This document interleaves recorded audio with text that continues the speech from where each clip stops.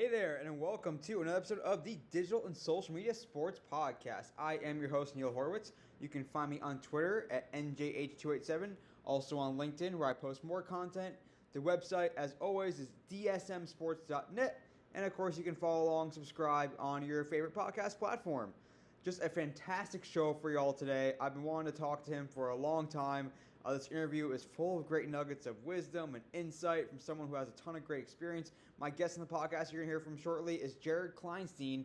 He is the founder and CEO of Fresh Tape Media. You have no doubt seen some of their content with the big name and amazing clients they work for and the great content they produce. He's also, because he's not busy enough, founder and CEO of Gondola, which is kind of how I want to lead into the interview. This is completely unsolicited, but Gondola, which, again, Jared Kleinstein is the founder and CEO of the platform.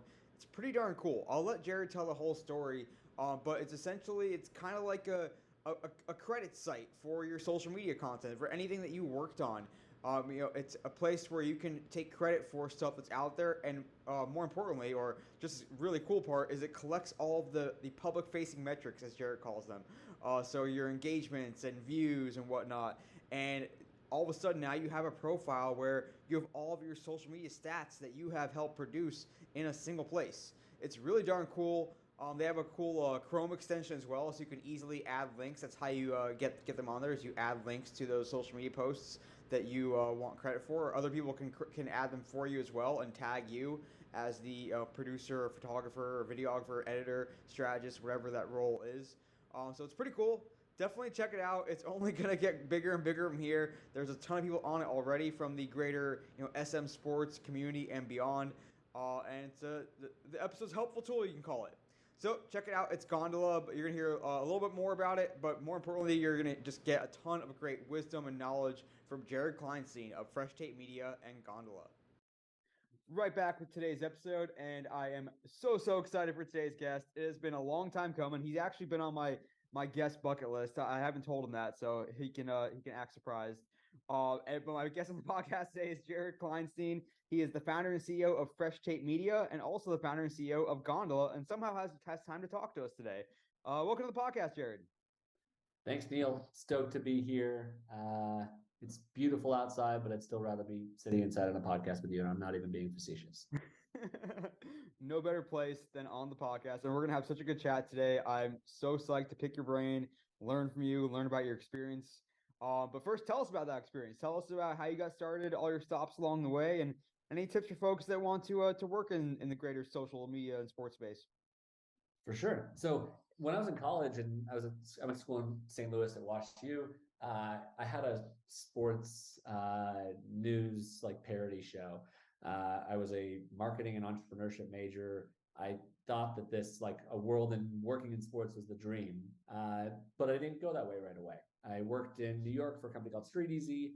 It was the top place to find apartments in the city. If you live in New York, you know Street Easy for sure. If you don't, it's probably just some random company you never heard of. But we got bought by Zillow in 2013.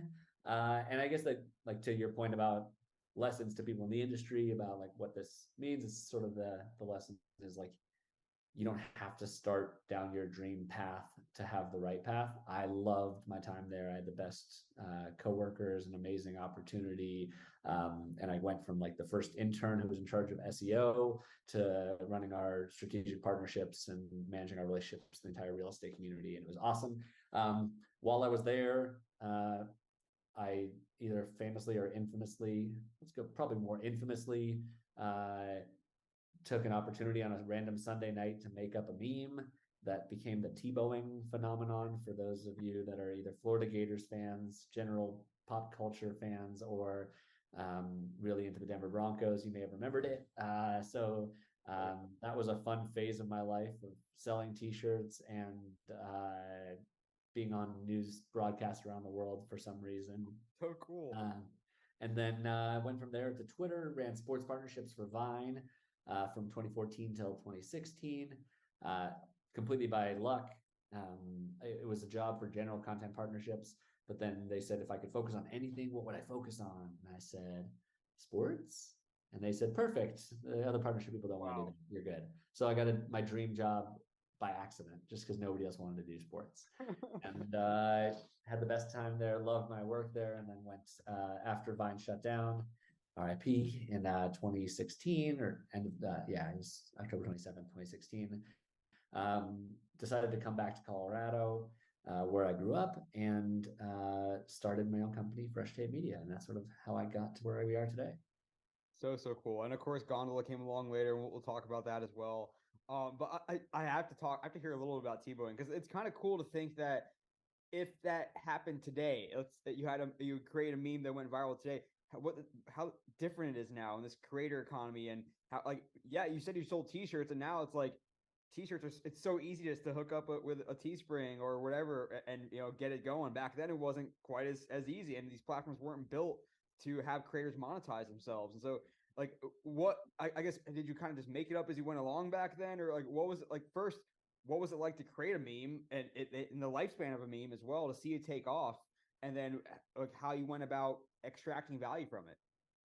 For sure. I mean, I think I was 23, 24 at the time. I guess it was 2011. I was 24. I turned 24 a month after it started. So I was young and reckless. And at the time, I was constantly thinking of other business ideas. It's just how my brain works. I was working Street Easy and loving my time, but at one point I wanted to start a kosher hibachi restaurant called Ben and Hana's. I thought that would have been a really brilliant business model. I had like all these crazy ideas, and there's also a time period where making a meme wasn't publishing a funny photo on Twitter or on Instagram. It was spin up a Tumblr page. So that was like what people did back then. So when that moment happened at the end of a Broncos game, that I told my friends we should do the T-Bow, and they said, "What's that?" And I said, the thing he was just doing on TV, and then took a picture. I only did it because I posted on my Facebook with the caption "NYC Jews for T-Bow." It was just me and my friends, and I thought this will be fun. And then I got 9 likes, and I was like, "Oh my god, this is viral." But that's like the epitome of a 23-year-old who was, let's just say, spent a good amount of time at a Broncos bar that afternoon.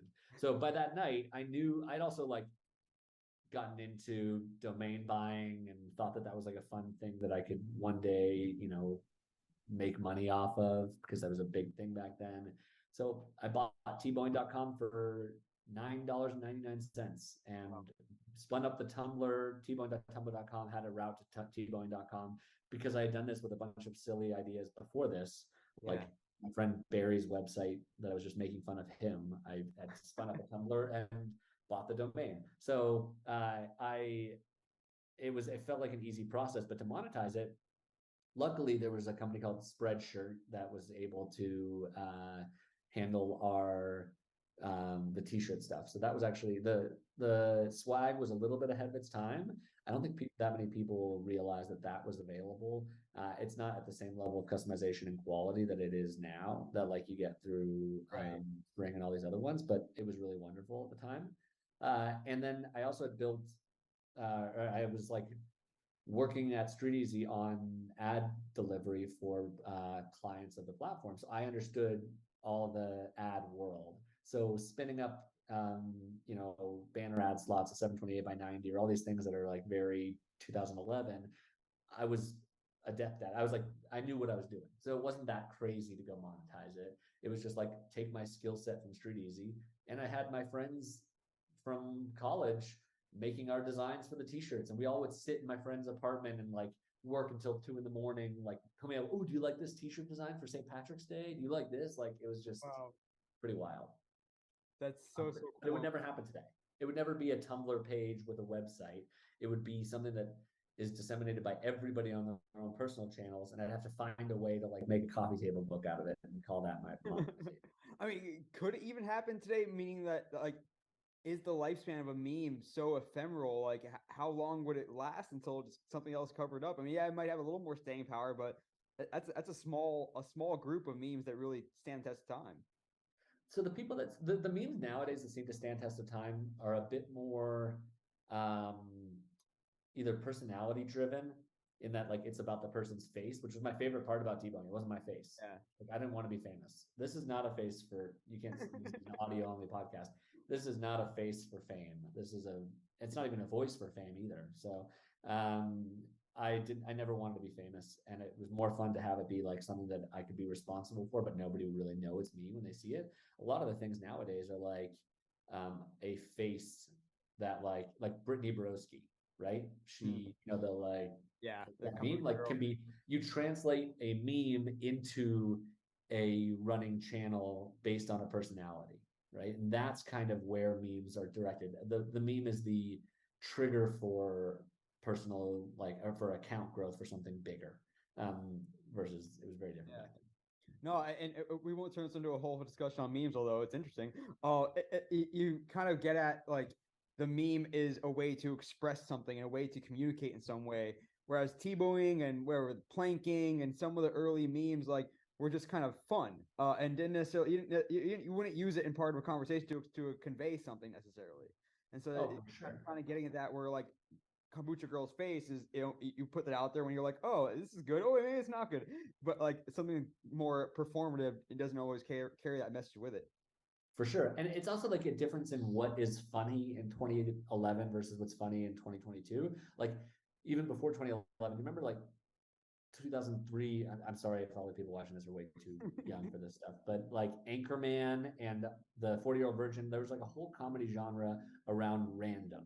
And you even had like when Steve Carell in Anchorman says like I love lamp.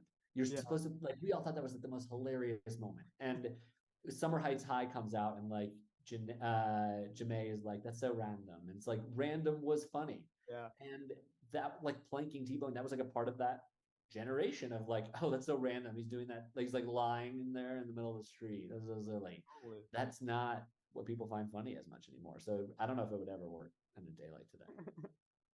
So let's just transition a bit to you're getting in and becoming a professional in the social media space and what it meant. I mean, you talked about it at Street Easy doing partnerships, and that meant a little more strategic partnerships, I'm assuming, and helping grow the apartment listing service. But when you get to Twitter and Vine, and now it's about understanding what actually engages users, engages fans, and what brands can get out of it. Like, what was that learning curve like, and what were some of the early lessons and early light bulbs that continue to stick with you today? For sure. So I'd say that the light bulbs that went off back then, my favorite thing about them is that they have not changed. The strategies for content in terms of like what works on social content today in 2022 are pretty much the same as they were in 2014. If I actually gave a presentation a few weeks ago at Denver Startup Week where I talked about how I actually showed a Vine deck from 2014. Wow. And said like, if I hide this first page, you'll think that these are relevant strategies for creating great content for social video. And I made this 8 years ago. So the platforms that we publish on are obviously changing all the time. The mechanisms for increased engagement via things like, TikTok may prioritize when you use their internal tools versus when you import entirely. Versus like go vertical because people want to see things in Reels and they don't want to see things letterbox and stuff like that. That stuff changes, and those are more strategies like for engagement and whatnot. But if you want to talk about like what makes great content, it hasn't changed in a long time. People's attention, like this, I'm going to say a few sentences that have not shifted in forever. Mm-hmm. People's attention spans are shorter than ever. Literally, Vine was a 6-second platform. We were saying that back then, saying the same thing about TikTok and everything now. Creating evergreen content that shows player personalities and really gets to emotional attributes, that's going to win. It hasn't changed. Little things like when you're framing for social media, don't think of it like framing for a traditional interview. You only have so much square footage on the screen. So where a traditional interview may do a 3/4 shot where you can see somebody sitting back and you see from their top of their head down to their belly button, social, you want to be more faces. I know, again, I'm like on a video call with you, so you're the only one getting to Doing a experience great video demo. You guys are missing it. so getting more faces and showing more personality is great. The other thing is there seems to be a constant rolling like arc between whether people want more raw or more high quality. Every year or two, it shifts. So you'll see in 2014, people were so excited about the raw nature of Vine. They were like, oh my God, I can see something from the sideline. 2015, 2016, people start getting gimbals out. Then you start getting DSLR and mirrorless cameras that are capturing beautiful footage and publishing it on social. And it's amazing. And then you get back to like, even our producers here, like, we don't want to shoot with gimbal because raw is what people want. They aren't looking for smooth transitions. They're looking for a bit more grit. So like there's this up and down. People want to see high quality, but they also want to see raw, sort of an arc that shifts over time. So I can just change which I'm suggesting based on like what is in with the times. But yeah, I think the biggest learning about the state of the creative industry is that what makes great content isn't changing. The only difference is how you adapt to the platforms you're publishing on. So cool. I mean, so well put. And we can just bottle it up and put it in a textbook, and it would stand the test time. It would still be relevant 50 years from now. Yeah, indeed. Except at that point, we'll just be like transmitting the textbook straight into our brains. It'll just be like a chip. Neuralink will be all over then, and we'll. Oh yeah. So when you're trying to then educate whether it's brands or teams or yourself about this new platform, I think part of it might be that as marketers, they want to find the most frictionless or least friction way to get things done, and so when they have to figure out how they can tell their story and accomplish these things within 6 seconds in a video, it's like, oh, you mean we actually have to put work into this? Is it more like they are like people when they're trying to adapt to a new platform and are just getting overblown by this is a brand new thing that we have to figure out? Is it more just a little bit of laziness and it takes effort to repackage something? And is it really as easy just repackaging, or what are some of the ways that you can talk to users and talk to brands and figure out, okay, this is not something we need to reinvent the wheel, it's just repackaging the wheel? For sure. I'll give you a great example of what it means to repackage, like a successful version in my eyes of repackaging the wheel instead of reinventing the wheel.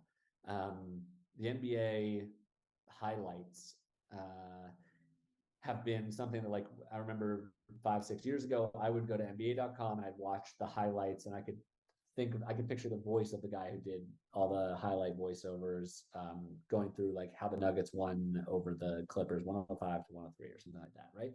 You'd watch a 2-minute thing and you'd publish it. It's great.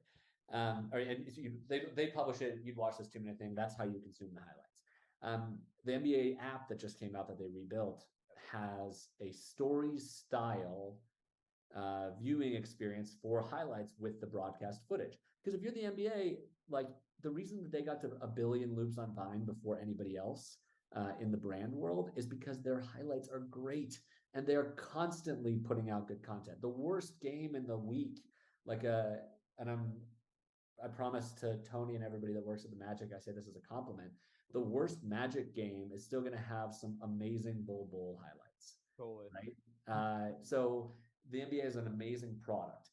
Now they've realized that people like me would rather consume the highlights of a game by tapping through in a story style, still with the same content packaged in a different way, cut so that it doesn't feel jarring, that it's on a vertical view, and edited in a style that makes sense for like those a vertical and more social experience.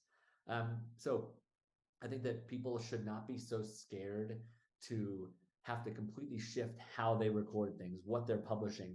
You as a brand, anybody out there, you as a brand know what your audience likes, right?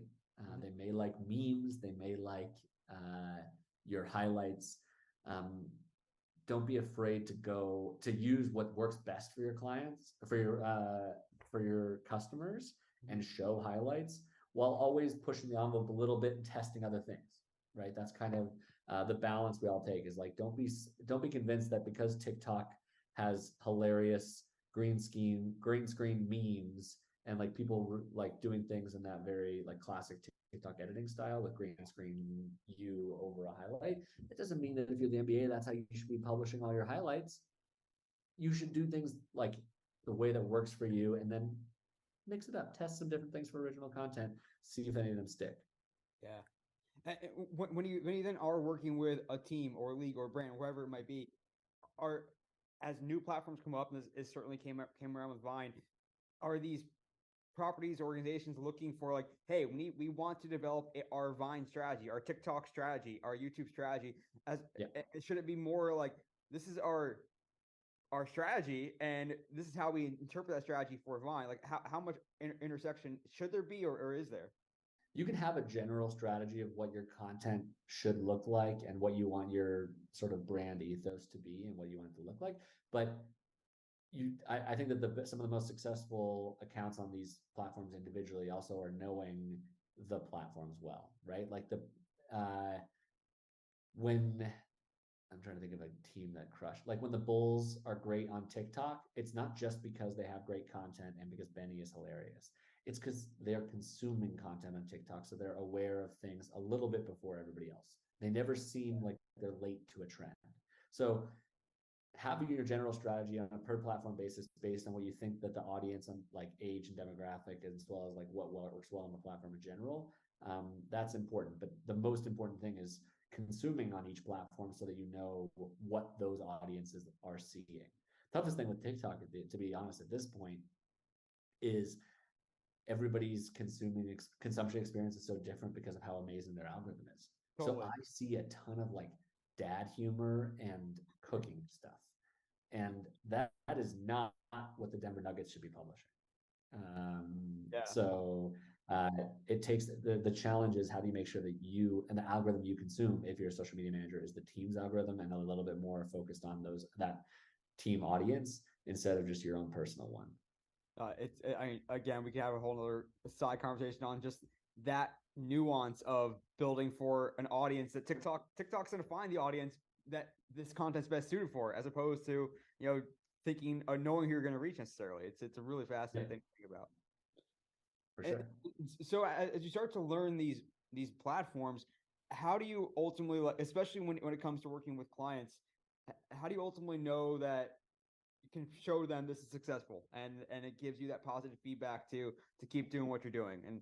And certainly it's an evolving thing, and everyone might have their own different ideas, and oftentimes we're at the mercy of platforms, and we'll get into that a little bit with Gondola. But so how did you go into those conversations, and how has it evolved over time, if it has?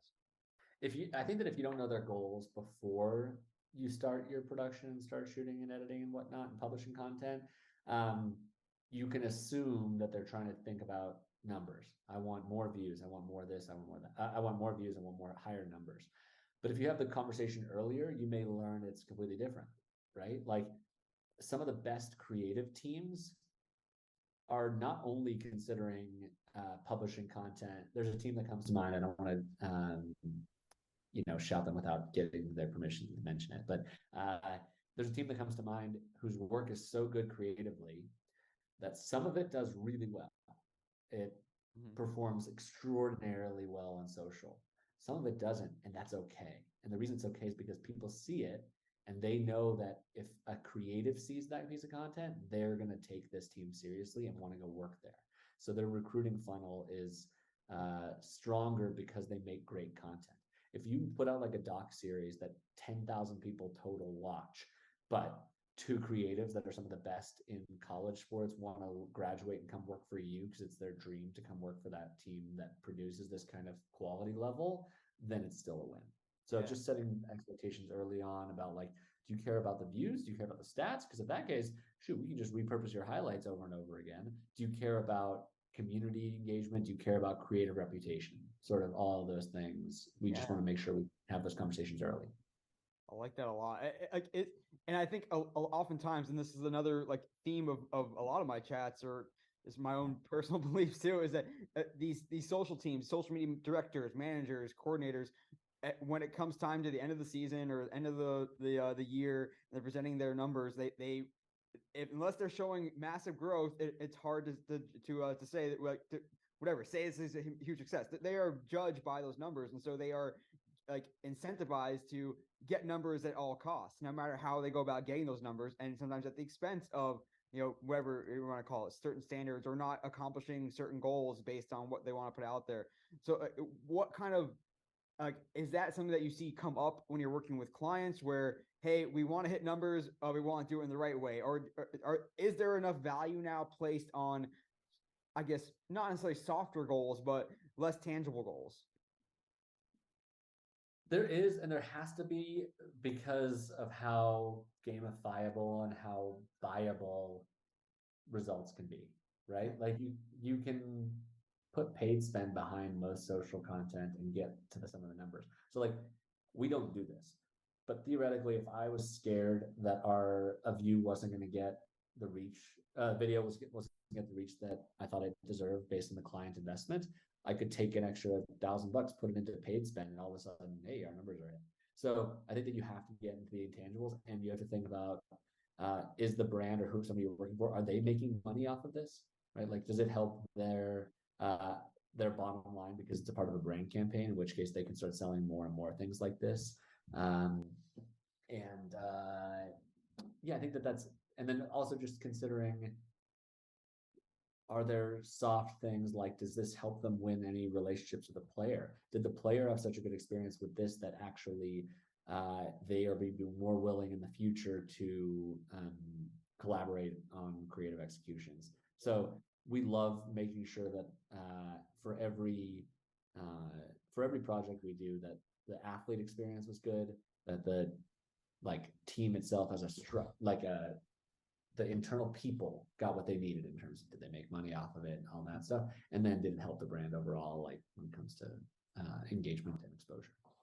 And what is the process like of working with?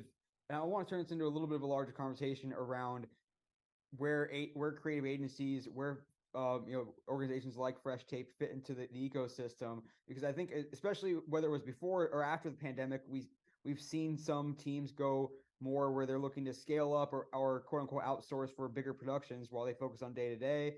Other teams are building up huge in-house organizations and trying to make their money back through additional partnerships or whatnot. So like, what have you found has been, whether it's trends or whatnot, of how you guys work with teams, how embedded you are in terms of like you're always on call for them, or it's a one-off type project, and how you go about making sure that you're embedded enough where you know the story they're trying to tell? Well, I would start by saying that what we do isn't what everybody should do. A lot of companies that are great at something should do what they're great at. If you're a photographer, you shouldn't go marketing your services as a social media manager as a company if the thing that you're going to continue to scale is your photography. Fresh Tape has had this fun policy over the years, rooted in the fact that when I founded it, I have no tangible skills. Like I'm a good idea person, but I am a bad photographer, a mediocre editor, and I'm pretty good at Excel. That's it. But as a result, we're built on a foundation of listening first. So instead of telling you all the things we can do for you, it's important for us to know before that, what do you need? What are your focuses? Yeah. And we completely tailor our offering to that. I think that whenever we send a general deck and say, have at it, it doesn't reflect as well on us as saying, hey, what do you need right now? And they say, well, it's funny you asked that. We need TikToks. Or funny you asked that, we need a set design for our media day. And then we can just sort of show them we can be the experts in what they need in this moment. And that's kind of our adjustment, is like, and that'll keep us alive through pandemics, through recessions and whatnot, is we will always just adjust. When COVID hit, we started doing podcast editing, like making assets to promote podcasts. We started doing a little bit of everything on the post side. Our post capabilities are so much stronger than they ever were because of the pandemic and being required to do so. So I think that just being nimble is always going to be our differentiator. And as a result, I cannot tell you what we're going to be doing in 2 years because I have no idea. I just know we're going to be the general theme of creating cool content that performs well on social is the goal. Love that. if anyone's listening who has seen anything really in the greater sports space at all, that you have almost no doubt seen some Fresh Tape work. And I kind of want to hear like where how this stuff comes together, because I can picture a lot of your guys' sets over the years, and how you guys have created these amazing activations and content pieces as well. And like first, I just want to hear a little about what the ideation process is like, and how it all comes together, how you make sure your fit are fitting in budgets and objectives and timelines, and like is it seriously just an incredibly complex like project management institution as well, in addition to creative? Uh, it's the easiest way to describe it is structured insanity. Um, and the way that what I mean by that is um, we have a system in place. Our budgets are tight. Our budgets are customizable and fast. Our contracts are quick, and we understand how to negotiate a contract with clients efficiently. And we have like really wonderful systems in place for task management through Asana, and controlling or managing our time in QuickBooks and all these things. So there's a lot of structure. But when it comes to brainstorming, it's hearing the client's needs, putting those in a list, and then coming together for the insanity part. And the insanity part is there's no such thing as a stupid idea. We all throw ideas. Everybody from me to head of production to a creative director to an intern sitting in a room coming up with crazy ideas for the World Cup or something like that. Yeah. So it's about our baseline is create a structure so that we're always kept in check, and then go crazy with concepts and send the client everything from the silliest idea to the most bland one in the world and see where they go with it.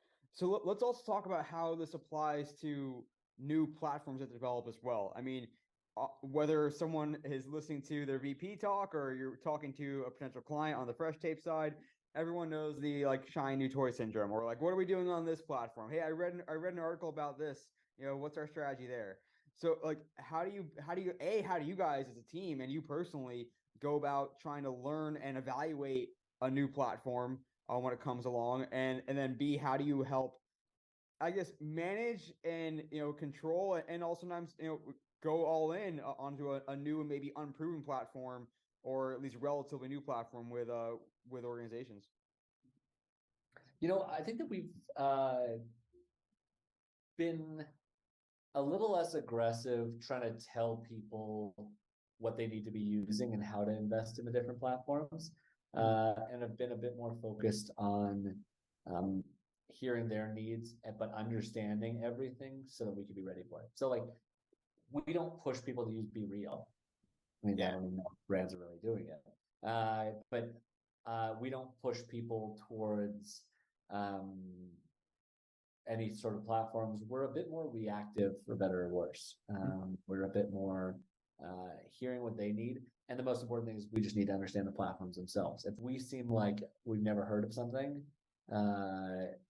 it puts us in a bucket of like non-helpful, just generic production partners. So it's really important for us to know the social space well, but we're not really pushing people towards that. And if we do know each platform well, we can at least take the thing I was talking about before about like general creative strategies that haven't changed in 10 years, and apply them to each platform as they come out.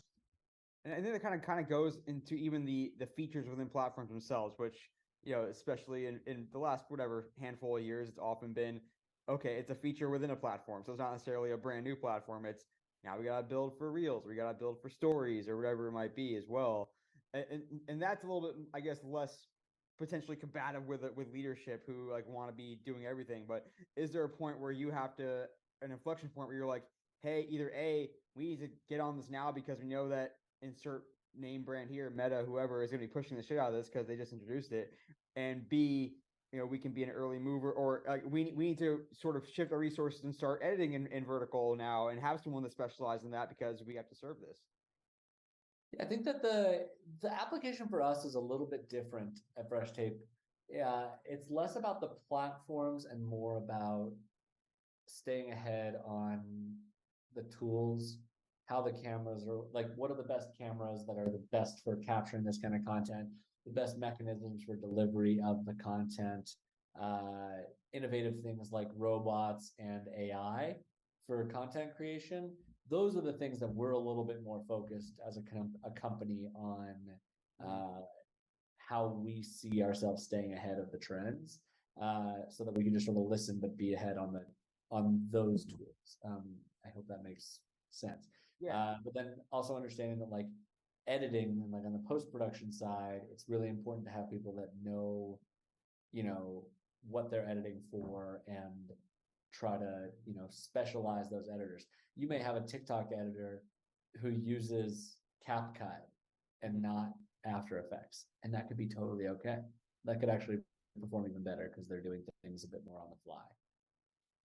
What do you see generally from teams that you work with as well? Then are they trying to just like run in place and keep up? Are they trying to hire more specialists? Are they bringing someone like a Fresh Tape to serve a need that they can't fill? Uh, so I think it's pretty fascinating to think back on like when we first started in 2017, and we were concerned, or I was concerned, that if we did really well and we created great content, then it would help the teams justify investing more in their social channels, investing more in their social teams and content teams, and thus they would have enough of an internal Right. team built up that they don't need to use external resources. And what we learned over time that I'm really grateful for is, yes, that happens. If we succeed, then the teams are going to be really likely to go hire internally. But then what happens is if those teams, the new team, crushes it again, then they are going to have the capacity to scale even more, and they're still going to need external resources. So we have noticed that success by internal teams and by external teams collaborating with them begets more external collaboration, not just, oh, we're going to keep hiring full timers. It just means that they're going to continue to rely on external sources. And also it helps them with travel costs and all the other things that we can help with efficiencies. And as a team, if are they thinking about external resources as again like we want to do something big that we can't manage ourselves or we can't do ourselves, or like are you more see yourselves more as an extension of the in-house team, or are you guys doing something that the in-house team really can't is not equipped to do, at least today? Um, to be honest, we're all using the same tools. Like I can't pretend like Fresh Tape has access to some cool new editing tool that we don't want the Colorado Avalanche to have because it differentiates us by having it. We're all using the same things. It's more about being able to scale things and using creative ideation as our differentiator. I love that. And let's talk because I do want to have you tell the listeners the gondola story because I love the story. But before we get directly to that, let's talk about what you've seen today as well as just throughout your career, because it's been a moving object of how we go about you know conveying success and what you've seen. Like, we talked a little bit earlier in the interview about metrics versus softer, more less tangible goals. But like, what are those hard level metrics, those quote unquote KPIs that are tending to prevail, and how is it changing? And whether it's like, hey, let's think about shares and bookmarks and dark social more than the vanity metrics, or is it still like the vanity metrics are the highest numbers that people want to see?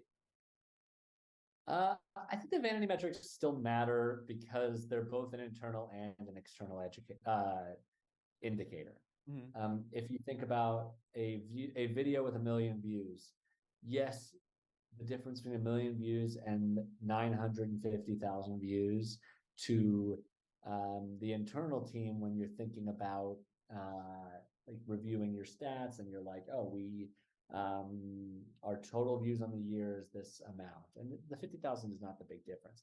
But certain vanity indicators tell the world, your video popped, right?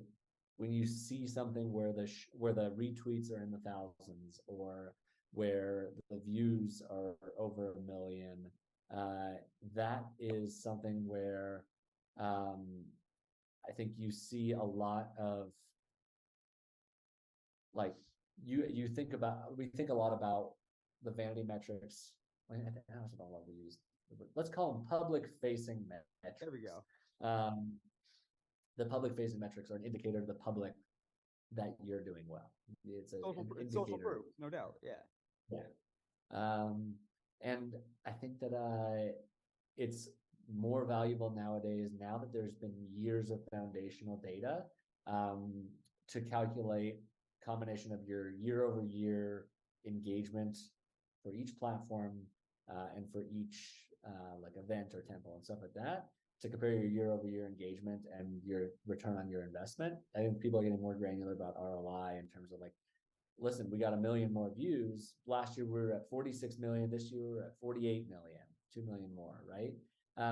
But we spent 50,000 more dollars. So did we get the ROI on that? So people are definitely being a bit more granular about the ROI. And then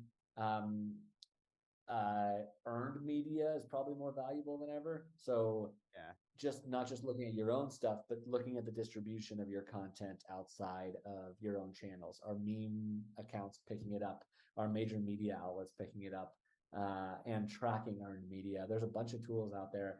Gondola is only one of a few other tools that are doing a really great job of helping people track and find the reach of their content beyond their own owned and operated channels. Yeah, no, I think it's a really cool insight because I mean I think I read it, maybe it was a Trajectory article recently about this whole culture of remixing and how like tick even look at TikTok, like TikTok, a lot of it is like taking a format or even a trend or a meme or whatever or a storyline and putting your own spin on it for your audience or your culture or your community. And so to think about how one piece of content, one foundational piece of content, and even for an individual team themselves, one piece of content can beget tons of pieces of content, let alone now when it gets in the hands of other brands and creators out there. But Jared, I do want to hear the gondola story because I love these sort of serendipitous ways to create game changing platforms. And so talk about how gondola came about for Fresh Tape and then for everybody else. Uh, yeah, I can give you the whole story. It's a fun one. So it all kind of happened by accident.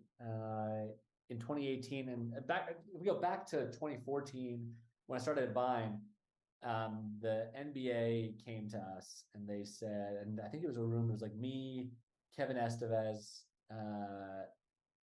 Conrad was there. There were a few other NBA employees there, and they were like, "We want Vine analytics. Can you give us analytics? Nobody's been able to do it. There's no external API or anything like that." Mm-hmm. So I knew how much clients cared about analytics from before I started Fresh Tape. So when 2018, I had this realization that like our content at Fresh Tape isn't going out on our own channels as much as it's going on a million different places. And we were literally copying the URLs to the content we were making in 2017 and 18 and putting them into Google Sheets. That's how we were tracking our work. And then we would paste the link, who the client was, and then like, how many views did that have? Okay, 1.3 million. And the next day it was inaccurate, right? So it was not a valid, it wasn't a helpful system for reporting. So I reached out to an old Vine engineer and said, "Hey, can you build like the most basic scraper for the public facing data and put it into a database so that we could access it like with a very simple, ugly front end?" He's like, "Sure." I don't think I asked for it to be ugly, but I probably said I didn't care about the. So we built it. We called it Fresh Tape Admin, and we didn't tell anybody about it, but we just started using it. We started plugging in links, and it was really helpful. And like every time we would work on a project, we put in the links, and then it was easy to get back to them in the future. Maybe a year later, we were like thinking about what we needed more than what we were getting from it. We said, "Oh, let's add who on our team worked on the project." Yeah. That way we can sort of say, Brandon did something for the NBA All-Star game. Like, who did that design? Oh, that was Brandon. It would just be like a helpful tool for our own, understanding of our work. Mm-hmm. And we added that feature. And then we added this really simple feature, which is like we were always pasting links in and adding the information. And we said, well, what if we paste the link and it's already in our system? Can we spit out the data of who made it and stuff like that? That would be really helpful. And we made that change. And then we had this like epiphany moment after using it for a few months. We were like, wait a second, if you can paste a link from Instagram and find out who made the video, it works great for us as an internal tool, but if everybody was using this, then we would have we would have created the first system for credits for social media. Yeah. So you can actually figure out who made the photos and videos that you're seeing online. And I can't tell you how many times a day I see a tweet that's like, who made this or who took this photo? This is sick. And like, unless you're looking at a watermark Getty Images thing, or it's an influencer that was tagged very intentionally, the majority of content you see is not credited on social. And it's not going to change anytime soon to uniformly have like Facebook and Twitter and YouTube all have the same style of credits. They all have very different formats of the way people consume the content. So like YouTube having an extensive description section, Twitter having tags, Instagram having tags, like there's no continuity. So we realized like, wait, we've actually built something that works on all these platforms and lets you track the work. We should probably let other people use this. So instead of calling it Fresh Tape Admin, we decided to rename it Gondola. So that is sort of where we came to the idea for the name for Gondola was you could take a mount you could take a gondola at the top of a ski mount on your own, and it's fine, but it's more fun with a group because we didn't believe that there should be a product for people to credit themselves and say, me, I made this. It should be a product for you to say, I made this for Neil. And that like notion of having to advocate not just for what you've made, but for who you worked for, who you worked on behalf of, was a big foundational part of the product itself. Yeah, no, I love like kind of thinking about it as like an IMDb for creators, and it's something really cool too is that something that was kind of a pet peeve of mine for a long time is you see someone like talk about an awesome piece of content or a great post, and they will oftentimes tag the social media manager because that's either who they know or it's who's the most front facing, and in reality you're like, well, shit, that person is not the only person that worked on this. They may not have made it at all. They might just press send on the post. And so it really does, help elevate and give proper credit and kudos to the people that are doing that dirty work.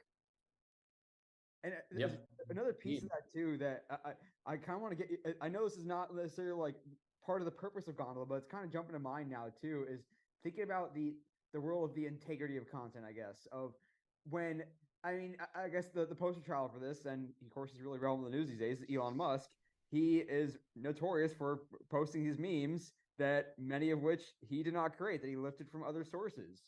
Is there an element of, especially in this world where there are so many curation platforms, or the fuck Jerry's of the world that are often curating content, where is that part of it? Is that part of the equation for just not necessarily for Gondola, but maybe it is if we're just helping credit the proper creators, and you even go back to the Renegade dance as well, and all that issue with Charlie D'Amelio and TikTok. So where does that fit Right. into? I think it's really cool that if a lot of people use the platform, we could solve the, worldwide debate over original posts. So we have a pretty good mechanism for content identification. So if two people publish the same video, we can recognize the similarities and see which one came first. So like F Jerry and House of Highlights and every other aggregator out there, for Fuck Jerry and for House of Highlights and all of them, we can actually solve the original post issue because they've all been justifying like, oh, we can credit them as a via in the tag, and they'll be excited about the growth we can give them. And anybody who's had a viral post lately that one of those aggregators published on their social channel, even Sports Center or the others, the amount of views that those brands get, as millions and millions of views, relative to the amount of follower growth that actually happens for those distributors. Like if you post a meme and then it gets used and they give you credit, it's fractions. It's a tiny amount of new followers. And it's also like they can't get the data back to say my video got this many millions of views. Right. They'd have to do it pretty manually. So we've given them a system where we can give people cumulative analytics on all of their content, earned media, and posted on their own operated. So I think that we can both give something to make every creator happy because they feel like not only are they credited on both Gondola and on the meme pages, but they can actually figure out what the reach of their work is. And I think that's really beneficial. It's really cool and aspirational. I didn't mean to take it in that direction necessarily, but it's popped in my head of like, man, all those Elon Musk memes that he didn't create oftentimes.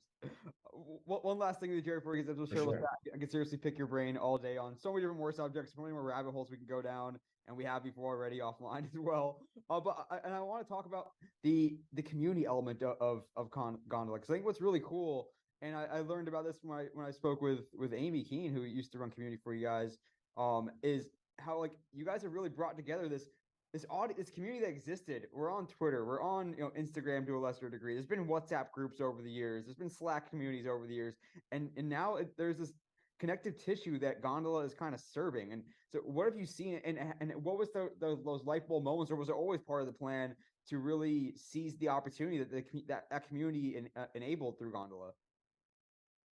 Well, I'm grateful that you think that we've done a good job with it because uh, I think we've only started to scratch the surface. Yeah. Right now, Gondola is a lot of like people that can connect and see each other's content, see credit, celebrate each other, celebrate themselves and celebrate each other and build each other up. But we actually haven't built any mechanisms for them to communicate with each other. Yeah. So that is next, probably via Discord, is being able to let people connect with each other in private communities. We want to be the place that if you are a part of a niche community in the creative industry, whether that's as slightly bigger in the like hashtag SM sports world or Red Komodo users or Denver sports photographers, Yeah. those even the smallest micro communities to the biggest ones deserve home bases for content. And when we can do that, not many people can do, is we can give them a place to connect and communicate with each other, but also a place for people to discover them. So Denver sports photographers isn't just a community for people to talk to other Gondola users. It's for people who are looking for Denver sports photographers to find them. Yeah. So right now it takes both the niche elements of the community for connection and turns it into a discovery system.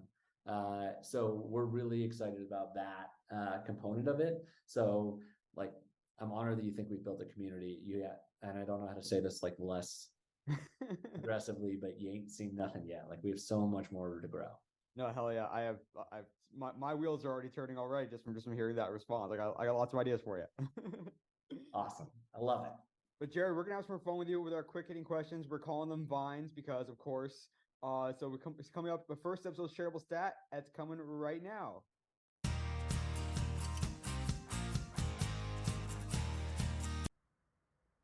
So great chatting with Jared. Just full of good knowledge and insight and ideas. Could seriously pick his brain for hours, and we will have some more fun coming up with Jared in our Vines segment to follow. But first episode's Shareable Stat. This episode's Shareable Stat comes from a recent Morning Consult article, full of great data and ideas and interviews as well. You should totally check it out on, again, Morning Consult. And the two stats I'm going to pull out for this episode's Shareable Stat. First is 2 in 5 of Gen Z. So this article is all about Gen Z and full of a bunch of data on Gen Z and surveys. 2 in 5 members of Gen Z do not have a favorite sports team. 38% to be precise, around 2 in 5 do not have a favorite sports team. The other stat is that 57% of Gen Z said they have no interest in sports. That is pretty darn interesting and pretty fascinating and thought-provoking, to be certain. And it makes you think about a couple of things. One is the changing nature of fandom. What does it mean to be a fan of a team, to be a fan of sports? What are we trying to make it mean? And are we really producing fans in the way that kids and up-and-comers, this emerging generation, are fans right now? And then you break it down to the social media aspect of things. What are these social media accounts trying to do? Are we trying to create fans, whatever it might mean to be a fan? It could mean a lot of things: attending a game, buying merchandise, just having it become part of your identity. I am a fan of X team. But it also could mean just developing an affinity for the social media account, for the TikTok user, for the Instagram page, for the Twitter account, the Twitter personality. And that could be the idea of success for those social media accounts. So what are we trying to accomplish on social media in particular? And with this catch-all term, fan engagement, Are you trying to create fans, meaning that they're going to come to a game? Or are you trying to just get fans that want to continually engage with your account? We've come to see that, especially on TikTok, you could even have people that enjoy your content may not know your team or may not know your sport. They just like the content you're putting out there, and that's increasingly a reality. And so again, it comes back to: are you trying to create just if a fan is basically someone that has affinity or a passion or enjoys something that could mean that they are a fan of your team and want to know everything they can about the team, all the storylines, all the players, all the results of the games and the off-season transactions. It may just mean they really like the content you put out there on social media. It may mean they like your YouTube. They might like your TikTok. So it just gets you thinking, what does it mean to be a fan, and also what are we trying to accomplish, and what could it mean to accomplish building fans on our social media accounts. So super interesting to think about. Again, a great article overall. Morning Consult did a ton of good stuff about Gen Z, in particular with sports. And the two shareable stats are that 2 in 5 members of Gen Z, 38%, do not have a favorite sports team, and 57%, 57% do not have an interest in sports. So that's episode shareable stats, plural this time. But more importantly, stick around with Jared Kleinstein. We're going to have our Vine segment coming up. More good stuff.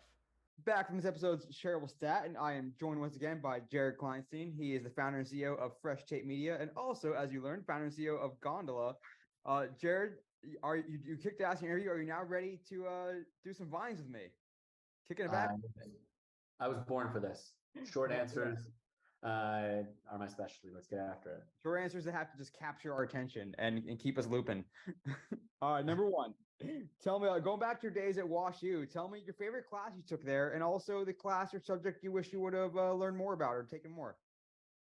Favorite class, for sure, Intro to TV Writing by Richard Chapman was the professor. He wrote like Simon and Simon, a bunch of awesome like cop shows in the 70s and 80s.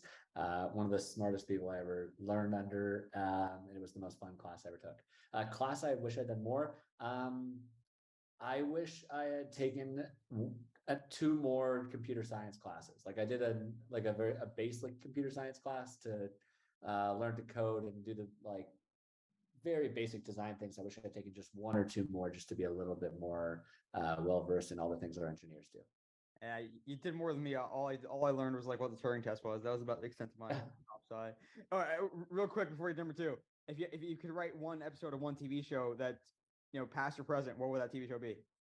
I tried writing episode 1 of season 4 of Arrested Development before Netflix did everything that they did to it, and I wish I could go back and do that instead of where they went with all those seasons. Although I love that show, and still I think season 2 of Arrested Development is the perfect television season. Oh man, I love that. All right, well, if after you retire from Fresh Tape and Gondola, maybe just do that fanfic season 3 that never happened, or the never happened. All right, number 2, going back to Vine. Tell me your favorite Vine that you created and your favorite Vine that somebody else created. Favorite Vine I created was there was a woman in an elevator who was drinking wine from this crazy contraption and was chugging the whole glass herself. And I panned over to her husband, and he goes, "That's my wife." And I was like, just the pride on his face. I was so proud of that. It went pretty viral. And then favorite Vine of all time in general is, "Look at all those chickens." That's great. Oh, I can see it in my head right now. All right, number 3. Tell me the most memorable campaign or piece of content that Fresh Tape has worked on. And if you can't choose, just one that pops in your head. Oh gosh, I cannot choose. I cannot choose. I refuse to choose. I love the concept. I'll go to 2. The concept of retweet like mute as like a game for Twitter that we did at the College Football National Championship a few years ago was so much fun. We've done it a few times since. And then the other one is the NBA 75 Diamond Ball. Working on that campaign with the NBA for the last year was so much fun. Very nice. Oh man, I just want to sit down with you sometime, have a beer, and just hear about every campaign. Just so much fun you guys get to have, and so great. There'd be a lot more than one beer to get through all the campaign. But, I'd be willing to do it. Number 4. Tell me the most memorable game that you've ever attended. Either 2001 Colorado Avalanche Stanley Cup final, Nice. or Game 7 over the Devils, or the Pittsburgh Steelers 2011 Tebow Oh game-winning wow. Darius Thomas like 80-yard touchdown pass in overtime, or for some reason I saw like a Rafa match at the U.S. Open many years ago that was just it went to 5 and it was extraordinary. I couldn't even tell you who he played against, but it was like one of the best. That's good. Maybe that clearly is not the most memorable of all time. If I just said I couldn't remember who he played against. But yeah, let's go with the Avs game 7 and Broncos AFC playoff. Hell yeah, some really good ones there. Wow. Number 5. Tell me the most important lesson that you've learned in running a business. Most important lesson. Have money for when things are good, not when things are bad. It turned out that like I started with a certain amount in our bank accounts when I bootstrapped Fresh Tape, and I didn't realize that like we would need money when things were good, and then when things are bad, you have plenty of it. People pay their bills, and all of a sudden you're not spending that much. So that was probably the most surprising thing. And then also set up your operations early and use QuickBooks. Very good advice. Yeah, but I love being able to pick your brain a little bit about how you really created that business. From an idea, from a vision. Once you had the chance, it's really cool to see where you've taken it, and of course, learning lessons every day still as you go. I'm sure. Number 6 for you, Jared. Tell me, looking at users on Gondola, which user has the highest numbers right now, if you know off the top of your head, and which post has the highest numbers that's been tracked on Gondola? Oh shoot! I think that the highest user is Gordon Smith, who's makes a bunch of stuff for Vic Blends and some huge YouTubers. He probably has the most total engagements, is my guess, but I could be wrong. Let me check. It takes me 1 second to find that out. Yeah, Gordon. 138 million likes and a billion views. And then the number 1 post of all time is probably, I think, let me just see which one it is. I really wish I knew this off the top of my head. I love you get you kind of get to see it in action, how quickly you can look it up. I thought it was Will Smith, but yeah, it was like a Will Smith post made by Chris Ashley, who's like a really talented VFX artist who I've worked with for many years, and it has 269 million views and 19 million likes. Pretty nuts on TikTok. That is ridiculous. Wow. And just again, just so such a cool reminder, being able to look up who the actual person was that produced it. Really cool. Number 7. Tell me the social platform that you think will be the most important 3 years from now. Great question. As a social platform, I think Instagram will be the predominant one, and I don't think TikTok is going to replace it from that component, though total watch time as an entertainment platform, TikTok will be number 1. Yeah, it's a smart way to frame it and look at it. Assuming that Insta is willing to lean into the social graph and not try to compete with all the entertainment platforms out there, which they're kind of in between a rock and a hard place right now, I guess. Number 8. Time for our food question. Gotta get my food on. So tell me, if I go and visit you out there in Denver, what's the best meal to get, and where do we get it? Ooh. Are we allowed to stop at multiple restaurants? Number 1, let's just say most consistent that I'll always go to is called Safta. It's a Mediterranean restaurant in Rhino. And if we're feeling like taking a trip somewhere else in that neighborhood, then probably Uchi for sushi. Those are my probably top. It's Softy. What do you get? What? Give me some of the picture. What's on the plate? Everything. You just get every hummus and dip. There's a thing called a muhammara that's like a great tomato-ish dip, and lutsanisa is another dip that's like eggplanty, and all the tahinis, all the hummuses. By the time you get to your entree, you're so full that it could taste like anything. You wouldn't care. And then you're about to mention a family place? Oh, there's a place called Cherry Creek Grill that my dad used to go to like 3 or 4 days a week, and they've just got such good like prime rib and food that's just like grilled artichoke that makes me very happy.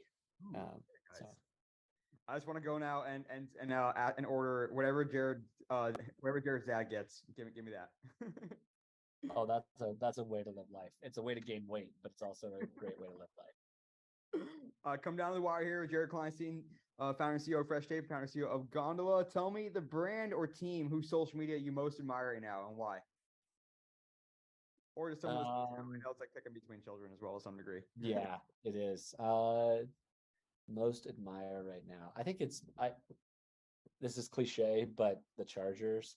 I think that Jason's team has just done such cool shit lately, and like the Hot Ones partnership combined with the quality of their general content and combined with like their willingness to meme it up is top of the ladder.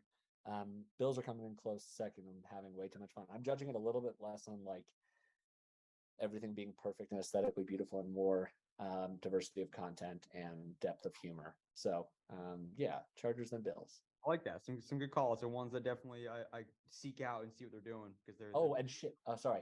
And then I'd say a close. I'd say above Bills, but below Chargers probably is Chicago Bulls. They also have an operation for having a bunch of different creators that I really admire. Yeah, no, it's another good one as well. All right, last one for you. We heard about the story of Tebowing, so I want to know what was the most memorable like Tebowing scene, I guess. Like what'd you see out there? You're like, holy crap, this person's Tebowing there. I think that at one point, it's not a single one, but the fact that every wonder of the world was accounted for at one point, nice. Or every still remaining wonder of the world, and I think Antarctica was pretty impressive, and also just like the amount of people that happened to be at the Taj Mahal T-bar still confuses me. Like it wasn't that it was one picture that blew my mind. It was how many. It was like people went to the Taj Mahal and they were like, "That's what I'm going to do now." Like that for like a few week period. Wow. That place was just ruined by T-bowers. That's just incredible. I'm gonna have to think about including the T-bowing pose in any of my tourist pictures from now on. Maybe hold off. Maybe just think about like if you're like into smiling and a thumbs up or something like that. I think that's a little safer these days. Although you'll definitely get some smiles from nostalgic Florida Gators fans. Okay. Jared, had a lot of fun with our vines. Now your chance to take over the podcast and tell us your social media all-star follow. It's time for you to shout out someone. Just tell us who they are, what platform they're on, and why they're following. Oh, all-star follow. Let's go with, if you're into, okay, Parker Lyons, the dude from Twitter who has been probably documenting the destruction of the company in the funniest way. Tweets by Parker is his handle. If you're not into Twitter, then you won't find it that funny, but he is just, I think, nailed this whole experience as a former employee. He's sort of brought joy to the whole process. So Parker Lyons. Oh, definitely we're checking out right now. How about you? Where can we find you, as well as all things Fresh Tape Media, and also Gondola on digital social? Yeah, so I'm at Jarzod on all of the platforms, JARZOD, and definitely follow Gondola, which is at On Gondola across the board, and Fresh Tape at Fresh Tape Media. They're all real fun, and they all provide different things, though none are as interesting as Neil Horowitz. I am humbled by your recommendation, but seriously, everyone, check out Jared, check out Fresh Tape, and follow along with Gondola. As Jared alluded to in our interview, Gondola's got big things on the horizon when it comes to really building community. And if you're not on Gondola tracking your own work, you're missing out. So get that stuff on there. But Jared, can't thank you enough for coming on the podcast today, sharing your story, sharing some of your insight and knowledge. And thanks so much for giving us your time. Thank you, Neil. You're the man. Talk to you soon. Thanks so much again to Jared Kleinstein, founder and CEO of Fresh Tape Media and founder and CEO of Gondola. Just tremendous being able to pick his brain. He really is sharp and thoughtful about this stuff, and I just love the insights he can provide. I took a lot of notes, as I think you would have too. Just so much good wisdom that really can stick with you from now until the end of time, because as Jared mentioned, a lot of these principles, they stay the same over time. But that'll do it for this episode of the Digital and Social Media Sports Podcast. Thanks again for listening. As always, I'm your host, Neil Horowitz. You can find me on Twitter, NJH287, also on LinkedIn, where I post more content, the website, dsmsports.net, for more episodes and content, and whichever podcast platform is your favorite, we will be there. Until next time, this is Neil Horowitz signing off for the Digital and Social Media Sports Podcast.